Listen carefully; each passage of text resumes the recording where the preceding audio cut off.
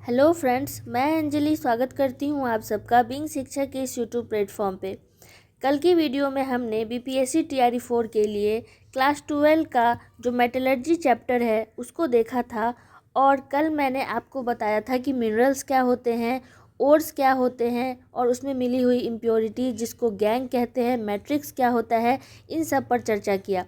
साथ ही जो भी एनसीईआरटी में इम्पॉर्टेंट ओर्स के नाम दिए गए हैं जहाँ पे आपके एग्ज़ाम में डायरेक्ट क्वेश्चन पूछा जाता है, चाहे नाम से चाहे केमिकल फार्मूला दे दिया जाता है, किसी तरह से घुमाकर जो पूछा जाता है ओर्स का नाम, उसको भी मैंने एक सेपरेट वीडियो बनाकर अपलोड कर दिया है। अगर आपने उस वीडियो को नहीं देखा तो अभी जाकर देख लीजिए, क्योंकि एनसीईआरटी में बहुत कम ओर्स के नाम दिए गए हैं, बट आपके एग्ज़ाम में इम्पॉर्टेंट ओर्स जैसे एल्यूमिनियम के, जिंक के, कॉपर के, एसएन के, पीबी के, इन सब के ओर से बहुत क्वेश्चन पूछा जाता है। तो उन सबको मैंने एक ही वीडियो में क्लियर कर दिया है, अभी जाकर उस वीडियो को देख लीजिए। और आज की वीडियो शुरू करने से पहले अगर आपने वीडियो को लाइक नहीं किया तो लाइक कर दें, ज़्यादा से ज़्यादा शेयर करें, साथ ही इस चैनल को सब्सक्राइब करना भी ना भूलें अगर आप चैनल पर नए हैं तो।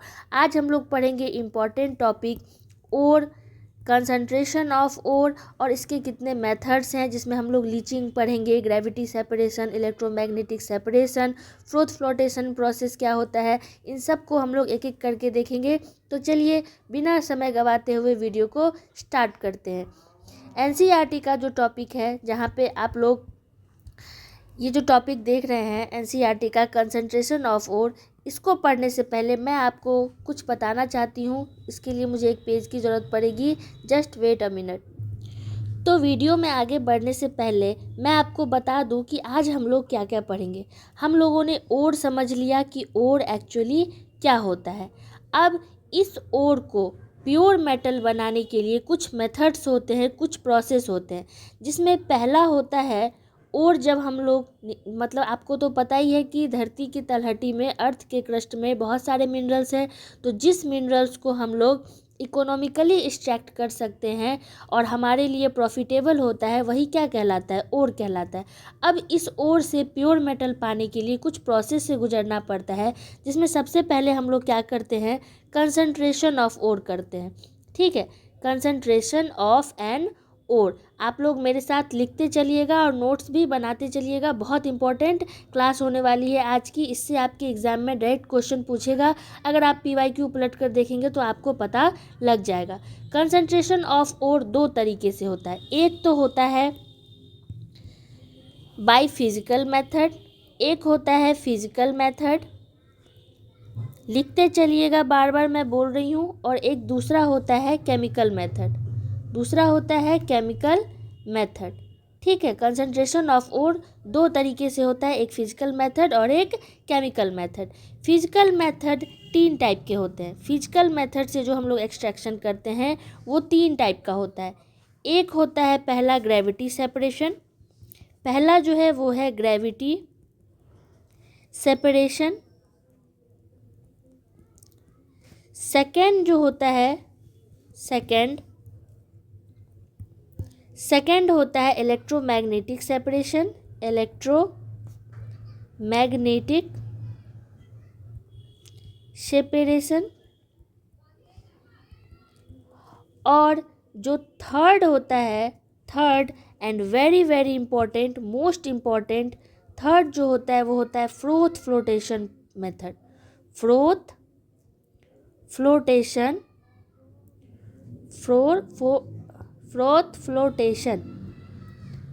फोर्थ फ्लोटेशन प्रोसेस या मेथड। ठीक है, तो फिजिकल मेथड तीन टाइप के, एक ग्रेविटी सेपरेशन, एक इलेक्ट्रोमैग्नेटिक सेपरेशन और third fourth flotation process.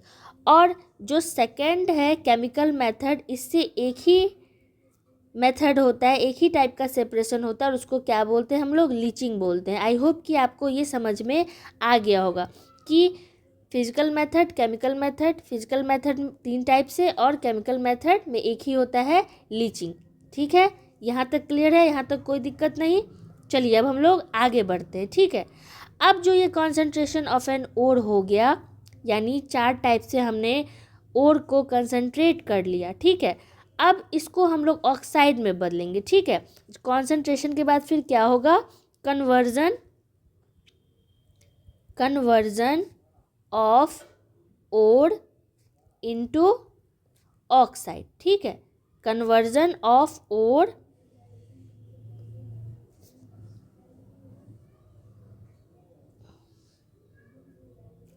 Conversion of an ore into oxide. I hope कि आपको समझ में आ रहा होगा। हमने ओर को कंसंट्रेट कर लिया, अब हम लोग ओर को किस में बदलेंगे, ऑक्साइड में बदलेंगे। ठीक है, ऑक्साइड में बदलने के लिए दो टाइप से इसको ऑक्साइड में बदला जाता है। एक तो होता है कैल्सिनेशन, एक होता है कैल्सिनेशन। क्या होता है, कैल्सिनेशन। और दूसरा होता है रोस्टिंग। एक तो बाई कैल्सिनेशन और दूसरा बाई रोस्टिंग। ठीक है, समझ में आ गया होगा आपको। जब हम लोग ऑक्साइड में बदल लेंगे ओर को, तो फिर हमें क्या मिलेगा, मेटल ऑक्साइड। क्या मिलेगा, मेटल के ऑक्साइड मिलेंगे। ठीक है, ये मेटल का जो ऑक्साइड है, मेटल का ऑक्साइड हमें मिल गया। मतलब ओर को जब कंसंट्रेट कर लिए तो फिर हम लोग उसको ऑक्साइड में बदलेंगे। ऑक्साइड में बदलने के बाद फिर हम लोग मेटल का ऑक्साइड जो मिल गया तो उसको फिर हम लोग क्या करेंगे, स्मेल्टिंग एंड रिडक्शन करेंगे। क्या करेंगे, स्मेल्टिंग एंड रिडक्शन। क्या करेंगे, स्मेल्टिंग एंड रिडक्शन। ये चार्ट बहुत इम्पॉर्टेंट है, इससे हमें ये पता लगेगा कि हमें क्या क्या पढ़ना है, क्या क्या हमारे लिए इम्पॉर्टेंट है, वो हम लोग इससे पता करेंगे। अब स्मेल्टिंग एंड रोस्टिंग जो होगा किसका, मेटल ऑक्साइड का। किसका, मेटल ऑक्साइड का। मेटल ऑक्साइड का स्मेल्टिंग एंड रोस्टिंग। ठीक है, स्मेल्टिंग एंड रिडक्शन, यानी कि स्मेल्टिंग एंड रिडक्शन होगा किसका, मेटल ऑक्साइड का। अब ये कितने टाइप से होता है, तो ये 6 तरीके से होता है। मेटल ऑक्साइड का जो हम लोग स्मेल्टिंग एंड रिडक्शन करते हैं, ये 6 तरीके से होता है। जिसमें पहला होता है by carbon, first by carbon. Second जो होता है बाई एल्यूमिनियम, बाई एल्यूमिनियम। और थर्ड जो होता है self reduction, bye self reduction, bye self reduction. उसके बाद फोर्थ जो होता है, फोर्थ वो होता है इलेक्ट्रोलिटिक, बाय इलेक्ट्रोलिटिक। फिफ्थ है bye hydrogen, bye hydrogen. And sixth and last होता है मेटल डिस्प्लेसमेंट। क्या होता है, मेटल डिस्प्लेसमेंट। आप लोग लिख रहे हैं, नोट्स बनाते चलिएगा। तो बाय मेटल डिस्प्लेसमेंट। तो ये था आपका ओर, कंसंट्रेशन ऑफ एन ओर।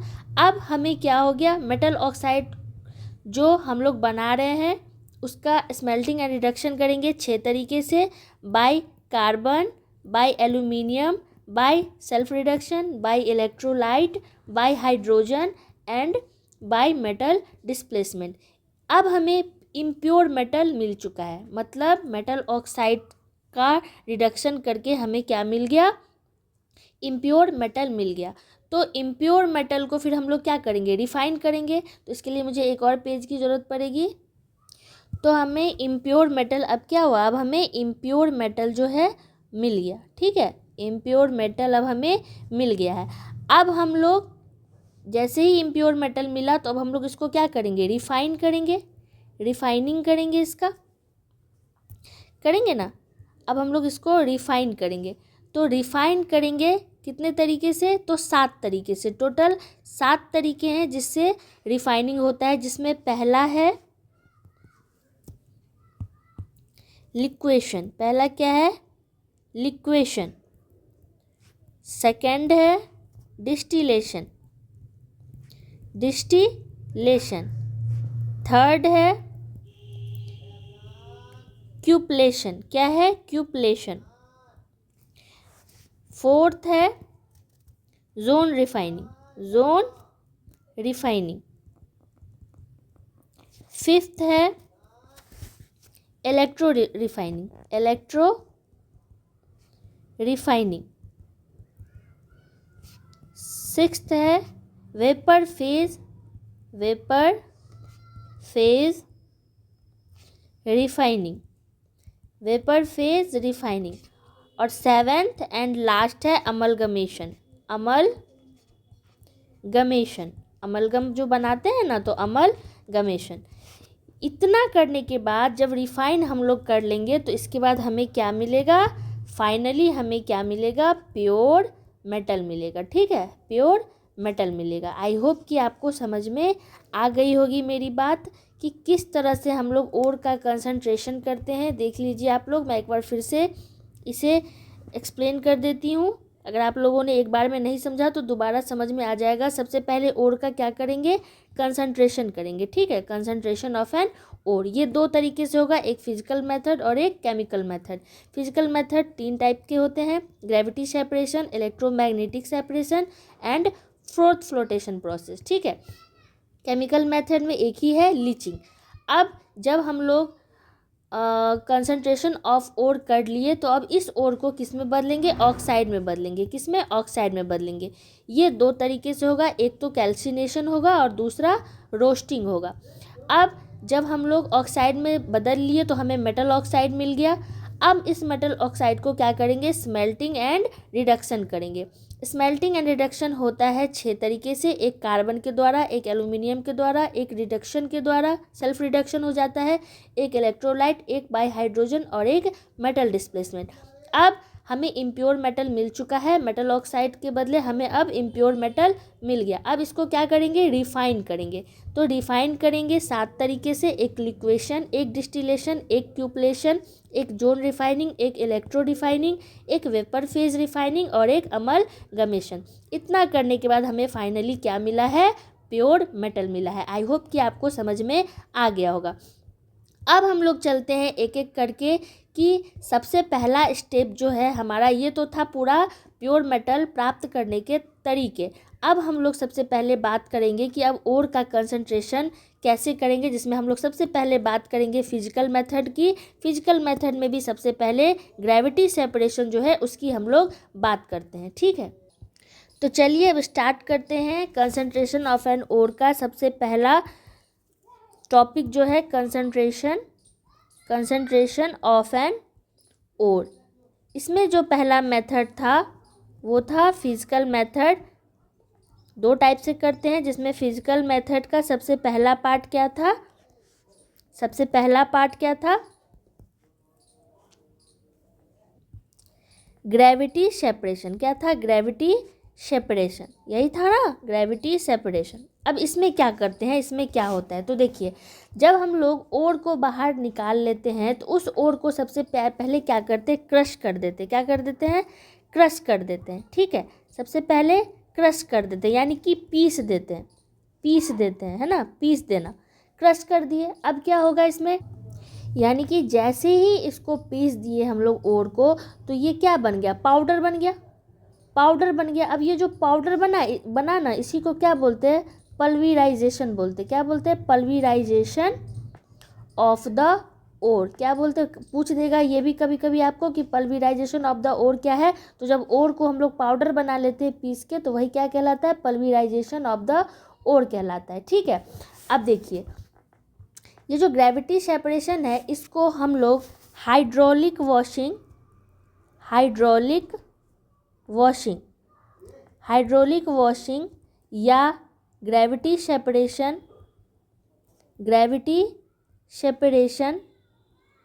या फिर लेविगेशन मेथड भी बोलते हैं। क्या बोलते हैं, लेविगेशन मेथड बोलते हैं। याद रहेगा ये बात आपको कि ये जो हाइड्रोलिक वॉशिंग है इसको हम लोग ग्रेविटी सेपरेशन या लेविगेशन मेथड भी बोलते हैं। अब इसमें क्या होता है, ये ना आपकी ग्रेविटी मतलब क्या होता है, भारी, भार, है ना। तो ये भारी और हल्के वाले प्रिंसिपल पे काम करता है। जैसे देसी भाषा में आप इस तरह से समझिए कि जब मम्मी चावल धोती है तो क्या होता है, चावल भारी होता है ना, हैवी होता है, तो बर्तन में क्या होता है, नीचे बैठ जाता है। और जो तिनके या धूल होते हैं, जैसे हल्की गंदगी होती है, वो पानी के साथ क्या होती है, बाहर बह जाती है ना। तो अब अगर हम लोग केमिस्ट्री के लैंग्वेज में बात करें तो सेम कॉन्सेप्ट ग्रेविटी सेपरेशन का भी है। कैसे, जैसे एक ढलान होता है, स्लोप वाली टेबल होती है, ठीक है, उस पर ना पिसा हुआ और ये जो क्रश किया हुआ ओर है उसको क्या किया जाता है, विल्फली टेबल में यूज़ किया जाता है। विल्फली टेबल होता है, विल्फली टेबल होता है, ठीक है। इसमें ना क्या करते हैं कि जैसे मैं आपको यहाँ पे डायग्राम बनाकर समझा देती हूँ, वेट अ मिनट। देखिए, जैसे ये एक टेबल है, विल्फली टेबल है, ठीक है। इस तरह से इसका स्ट्रक्चर होता है विल्फली टेबल का, ठीक। मेरे साथ डायग्राम आप लोग भी बनाते चलिएगा, ठीक है। ये इस तरह से टेबल का होता है, ठीक। और ऊपर से जैसे ये फ्लास्क है कोई, ठीक, ये कोई फ्लास्क है, इसमें से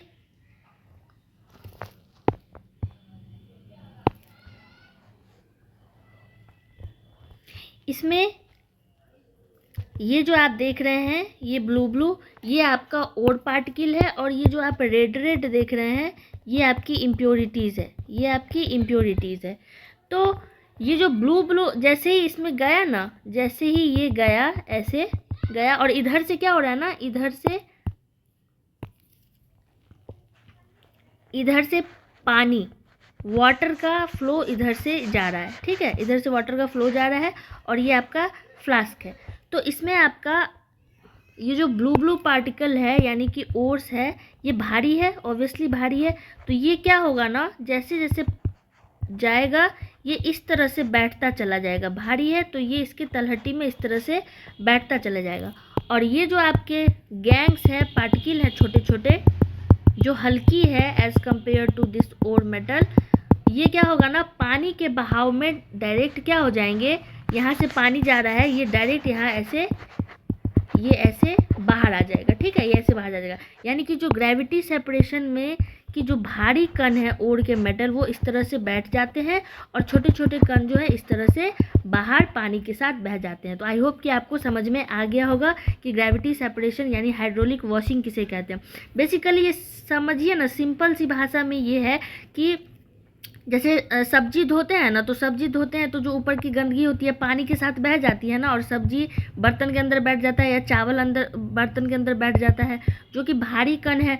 तो ओर है भारी कण, ये इस तरह से बैठ गया, और इसके अंदर जो इम्प्योरिटीज़ मिली हुई है वो पानी के साथ इस तरह से बाहर बह गई। आई होप कि आपको समझ में आ गया होगा हाइड्रोलिक वॉशिंग किसे कहते हैं।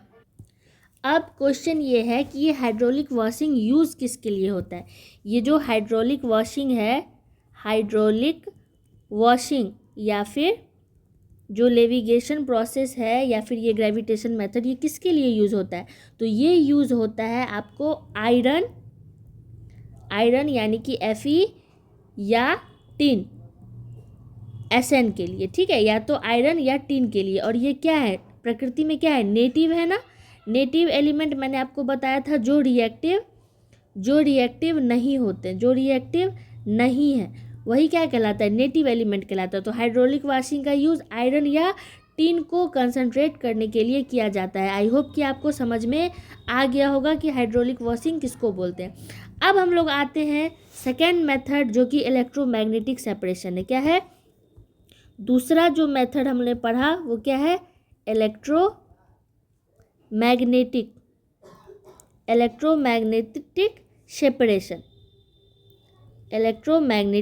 सेपरेशन। ये दूसरा फिजिकल मेथड है कंसंट्रेशन ऑफ एन ओर के लिए। इसमें ना चुंबक का जादू चलता है, चुंबक का जादू। अब ये कैसे होता है, जैसे देखिए बचपन में जैसे बालू में मैग्नेट घुमाकर सिक्का या कील अगर खो जाता था तो उसको ढूंढते थे ना हम लोग बचपन में, ये तो बचपन से ही करते आ रहे हैं, बस ये वही मेथड है। जैसे अगर एनसीईआरटी के टर्म में हम लोग बात करें, तो अगर ओर या गंदगी में से कोई एक भी चीज़ मैग्नेट से चिपकती है, यानी कि वो मैग्नेटिक है प्रॉपर्टी में, तो उसके लिए सेपरेशन के लिए इस मेथड का यूज़ किया जाता है। अब कैसे करते हैं, तो एक कन्वेयर बेल्ट चलती है जिसके एंड में एक मैग्नेट रोलर लगा होता है, ठीक है। इससे क्या होगा ना कि जो मैग्नेटिक हिस्सा है जैसे आयरन, वो बेल्ट से चिपक कर थोड़ा दूर गिर जाता है, और जो नॉन मैग्नेटिक जैसे मिट्टी या गंदगी या गैंग कोई भी पार्टिकल्स है, वो सीधा नीचे ढेर बनकर गिर जाता है, ठीक है। तो इस तरह से इलेक्ट्रोमैग्नेटिक सेपरेशन किया जाता है। इसमें ज़रूरी है कि एक जो पार्ट हो ओर या गंदगी में से, ओर या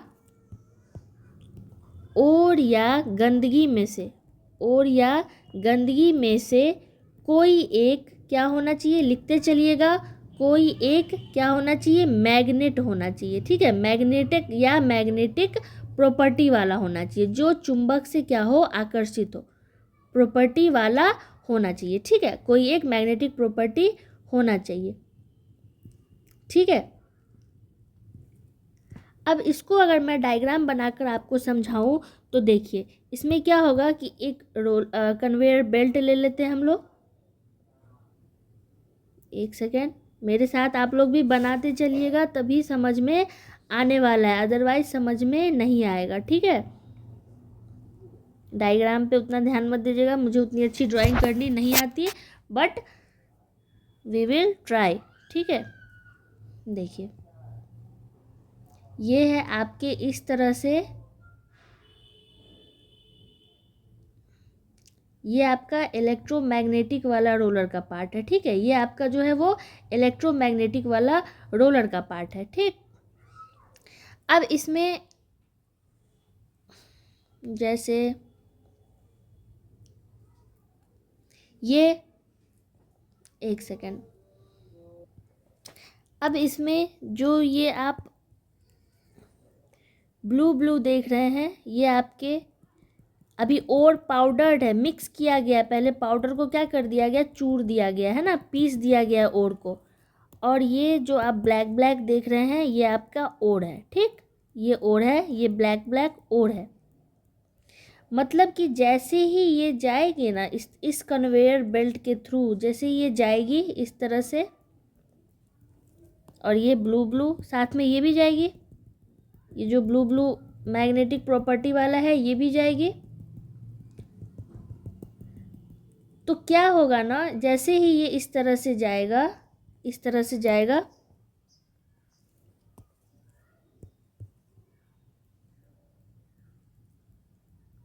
तो ये ब्लैक ब्लैक है ना, इस तरह से ये और जो है वो मैग्नेटिक प्रॉपर्टी वाला है। ठीक है, तो ये यहाँ पे चिपकेगा, और जैसे ही चिपका तो यहाँ इस तरह से ये दूर फेंका जाता है, इस तरह से ये दूर फेंका जाता है। और जो इम्प्योरिटीज़ हैं, जो यहाँ पे आप इम्प्योरिटीज़ देख रहे हैं, ये इम्प्योरिटीज़ किस कलर का था, ब्लू कलर का था। तो ये जो इम्प्योरिटीज़ आप देख रहे हैं ये इस तरह से बाहर निकल जाता है, ये इस तरह से यहाँ से बाहर निकल जाएगा, सेपरेट हो जाएगा इस तरह से। ये बीच में एक दीवार है, समझ लीजिए, इस तरह से सेपरेट करने वाला। तो ये इस तरह से सेपरेट हो जाएगा इम्प्योरिटीज़, और ये जो मैग्नेटिक प्रॉपर्टी वाले ओर हैं ये इस तरह से अलग हो जाता है। ठीक है, ये इस तरह से अलग हो जाता है। तो आई होप कि आपको समझ में आ गया होगा कि इलेक्ट्रोमैग्नेटिक सेपरेशन तब होता है जब एक जो होता है और या फिर गैंग वो इलेक्ट्रोमैग्नेटिक प्रॉपर्टी धारण करे। और यहाँ पे जो ये आप देख रहे हैं ये आपका इलेक्ट्रोमैग्नेट से क्या है, इलेक्ट्रोमैग्नेट से। आई होप कि आपको समझ में आ गया होगा, ये आपका इलेक्ट्रोमैग्नेट से, इस तरह से इलेक्ट्रोमैग्नेटिक सेपरेशन होता है। तो अब आपको समझ में आ गया होगा कि ये जो इलेक्ट्रोमैग्नेटिक सेपरेशन है ये बेसिकली किसके लिए होता है, तो ये बेसिकली होता है आयरन ओर्स के लिए। ये इम्पॉर्टेंट, इसमें क्या बातें पता चली हमें कि ये आयरन ओर्स के लिए, किसके लिए, आयरन ओर्स के लिए होता है। आई होप कि आपको समझ में आ गया होगा। ठीक है, इसके और अगर हम अदर एग्जाम्पल्स देखें, अदर एग्जाम्पल्स इसके हम देखें तो ये जो क्रोमाइट ओर होता है, क्रोमाइट और जिसका फॉर्मूला होता है FeO.Cr2O3, इसको सेपरेट करते हैं हम नॉन मैग्नेटिक सिलिशियस इम्प्योरिटीज से। और कैसेटेराइट ओर जो होता है, कैसीटेराइट ओर जो होता है इसका फॉर्मूला होता है SnO2, इसको हम लोग सेपरेट करते हैं किससे, वुल्फ्रेमाइट से, वुल्फ्रेमाइट से अलग करते हैं, और इसका फॉर्मूला होता है FeWO4 + MnWO4। वुल्फ्रेमाइट से कैसिटेराइट को अलग करते हैं और क्रोमाइट ओर को अलग करते हैं नॉन मैग्नेटिक सिलिशियस इम्प्योरिटीज़ से। तो इस तरह की जो इम्प्योरिटीज़ को अलग करते हैं हम लोग, तो उसमें हम लोग इलेक्ट्रोमैग्नेटिक सेपरेशन का यूज़ करते हैं। आई होप कि आपको ये बातें जो है वो समझ में आ गई होंगी। ठीक है, ये था आपका इलेक्ट्रो मैग्नेटिक सेपरेशन। क्या था? सेपरेशन। चलिए, अब जो third and important physical method है वो है फ्रोथ फ्लोटेशन प्रोसेस, और ये आपका बहुत इम्पॉर्टेंट है, फ्रोथ फ्लोटेशन प्रोसेस। इसको बहुत ध्यान से समझिएगा क्योंकि ये आपका मोस्ट इम्पॉर्टेंट है, मोस्ट इम्पॉर्टेंट है। मैं एनसीईआरटी पे भी आऊँगी, अभी जो ज़रूरी चीज़ें हैं वो मैं पहले आपको बता देती हूँ, फिर मैं एनसीईआरटी के टॉपिक्स भी इसी के रिगार्डिंग डिस्कशन कर दूँगी आपको। तो सबसे पहले फ्रोथ फ्लोटेशन प्रोसेस किसके लिए है? ये किसके लिए होता है? ये आपको सल्फाइड ओर के लिए होता है। किसके लिए? सल्फाइड ओर के लिए होता है। सबसे पहले ये ज़रूरी बात था इसमें कि ये किसके लिए इम्पोर्टेंट है? सल्फाइड ओर के लिए इम्पोर्टेंट है। जैसे लो ग्रेड सल्फाइड ओर होते हैं ना, low grade sulphide ore, low grade sulphide ores like galena, उसके बाद से पीबीएस जो पीबी का ओर होता है, उसके बाद कॉपर पाइराइट्स CO2S.Fe2S3 और CuFeS2। ये क्या है? कॉपर के ओर से, ये सारे कॉपर के ओर से। जिंक ब्लेंड ZnS, ये जिंक के ओर है। इन सारे लो ग्रेड सल्फाइड ओर का कंसंट्रेशन करने के लिए हम लोग किसका यूज़ करते हैं? फ्रोथ फ्लोटेशन प्रोसेस का यूज़ करते हैं, ठीक है। और ये डिफरेंट डिग्री ऑफ वेटेबिलिटी पे डिपेंड करता है। जैसे हम कह सकते हैं कि it is based on the fact that gangue and ore particles have different degree of wettability with water and pine oil. The gangue particles are preferentially wetted by water while the ore particles are wetted by oil. In this process one or more chemical frothing agents are added. ये आपके NCERT का line था जिसे मैंने पढ़ दिया। अब मैं आपको इसे समझाती हूँ कि ये एक्चुअली में होता क्या है।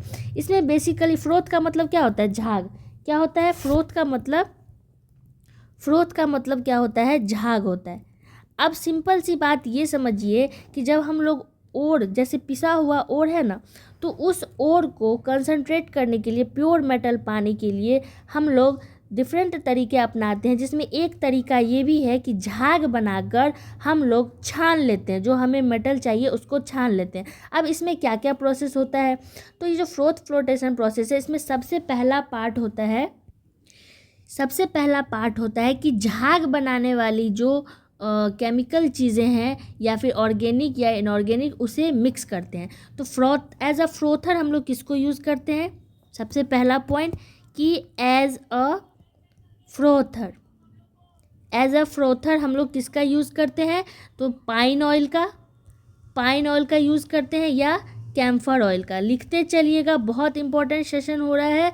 और अगर आप लोगों को सेशन पसंद आ रहा हो तो लाइक, शेयर एंड सब्सक्राइब भी कर दीजिए। देखिए, पाइन ऑयल और कैम्फर ऑयल का यूज़ करते हैं हम लोग एज अ फ्रोथर, और इसको यूज़ करते हैं स्मॉल क्वांटिटी में, ठीक है। स्मॉल क्वांटिटी में, ज़्यादा नहीं देते हैं, बस स्मॉल क्वांटिटी में इसका यूज़ करते हैं। अब देखिए, झाग तो बन गया, लेकिन क्या होता है ना, कई बार झाग तुरंत सूख जाता है।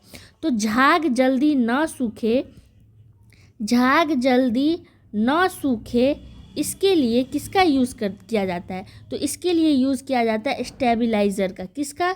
स्टेबलाइज़र का यूज़ किया जाता है, ठीक है। आप लोग सेंटेंस बना कर लिखते चलिएगा कि झाग जल्दी ना सूखे इसके लिए स्टेबलाइज़र का यूज़ किया जाता है। आई होप कि आपको समझ में आ गई होगी मेरी बात। अब आप पूछोगे कि ये पाइन ऑयल या फिर कैम्फर ऑयल, इसका यूज़ क्यों किया जाता है? तो क्योंकि पाइन ऑयल और ये जो कैम्फर ऑयल है, ये क्या कर देते हैं? पाइन या कैम्फर ऑयल जो है, कैम्फर ऑयल, ये आपका सरफेस टेंशन जो है वो कम करता है। सरफेस टेंशन कम कर देता है, ठीक है, कम करता है, इसीलिए इसका यूज़ किया जाता है ताकि खूब सारे बुलबुले बने, खूब सारा झाग बने। इसीलिए सरफेस टेंशन कम होगा तभी तो खूब सारा झाग बनेगा ना। तो इसीलिए पाइन ऑयल या कैम्फर ऑयल का यूज़ किया जाता है। आई होप कि आपको ये बातें समझ में आ गई होंगी। ठीक है, अब झाग तो बन गया, अब क्या करेंगे नेक्स्ट में, तो अब यूज़ करेंगे हम लोग कलेक्टर्स का। सेकेंड स्टेप जो होगा वो होगा हमारा कलेक्टर्स का यूज़ करने का। अब ये कलेक्टर्स क्या होता है, तो ये कलेक्टर्स जो है ना मेटल के दानों को, जो पिसा हुआ ओर है ना उसमें मेटल के दाने हैं, तो इन मेटल के दानों को क्या बना देता है, वाटर प्रूफ बना देता है। क्या बना देता है, वाटर प्रूफ बना देता है। ठीक है, वाटर प्रूफ बना देता है किसको, मेटल को। मेटल के जो दाने हैं उसको वाटर प्रूफ बना देता है।